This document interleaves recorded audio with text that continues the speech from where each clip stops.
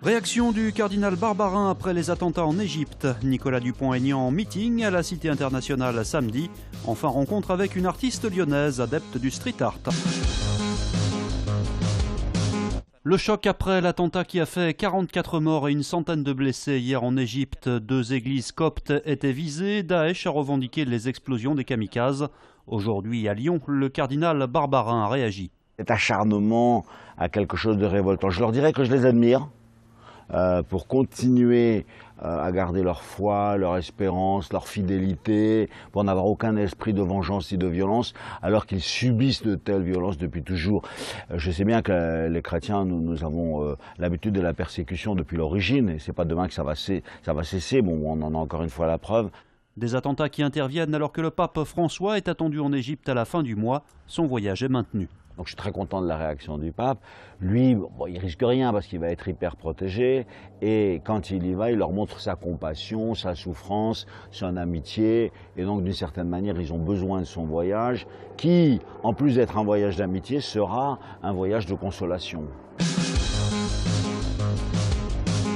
Les primaires et les 2 partis qui dominent la vie politique française depuis 20 ans, qui ont échoué lamentablement, sont en train de s'effondrer. Le candidat de Debout la France, Nicolas Dupont-Aignan, était à Lyon samedi pour un meeting à la Cité internationale. Il a renvoyé dos à dos Fillon et Macron. Macron, Fillon, ce sont 2 produits avariés, mais il y a une différence. Il y a une différence entre les deux. C'est que le produit avarié de la gauche, il est dans du papier glacé, et le produit avarié de la droite, il est dans du papier recyclé. Il y a un nuage de fumée, un nuage de mensonges, un nuage d'hypocrisie pour vous faire oublier la question centrale. Est-ce que l'on continue avec les mêmes règles du jeu qui aboutiront au même résultat? Environ 500 personnes sont venues assister à ce meeting lyonnais. C'est la défense du désert français, de toute la ruralité, de tout ce qui est petite et moyenne entreprise aussi. C'est quelqu'un de, je pense, assez crédible et sérieux et honnête, qui a pu le prouver déjà, donc ça m'intéresse.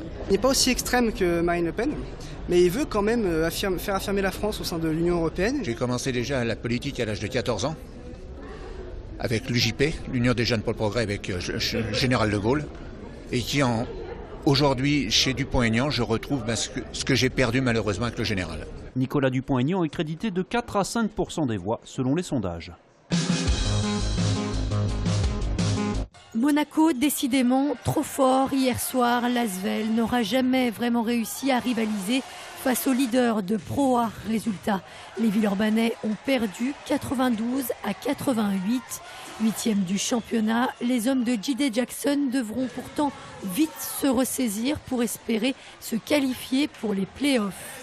Du côté de Dessine, on ne parle plus de défaite, mais bel et bien de débâcle. En s'inclinant 4-1 face à Lorient, l'OL a anéanti ses derniers espoirs de raccrocher au podium cette saison. Le match avait pourtant bien commencé avec l'ouverture du score par Corentin Tolisso.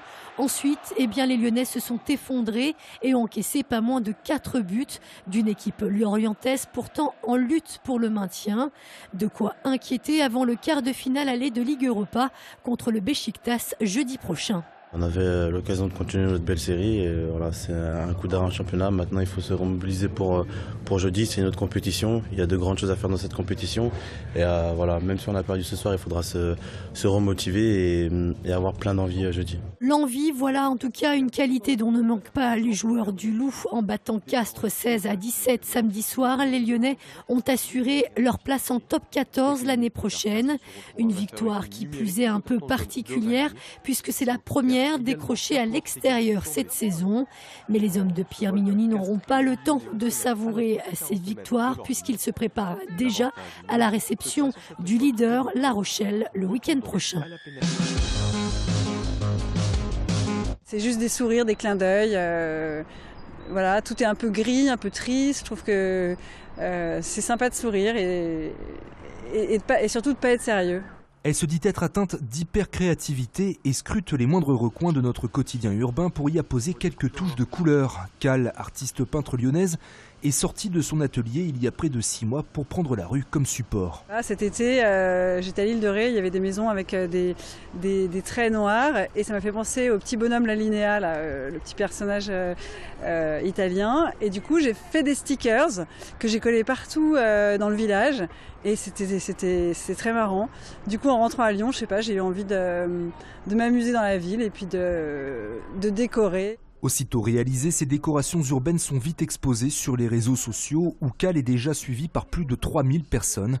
Street artiste sans prise de tête, dans son sac, pas de bombe mais un peu de colle et des bouts de papier. En fait ça dépend des surfaces, parfois il y a des surfaces où c'est juste de la colle et du papier, parfois c'est stickers et colle. Et la colle c'est juste de la farine et de l'eau, donc c'est super naturel et papier et colle comme ça en fait ça n'abîme pas, donc c'est éphémère. Et c'est ça qui me plaît parce que comme ça on enlève et on recommence et c'est sans fin. Et on peut se renouveler tout le temps et sans dégrader. Et pour admirer les œuvres éphémères et en plein air de Cal, rendez-vous sur ses réseaux sociaux et dans la rue, bien entendu.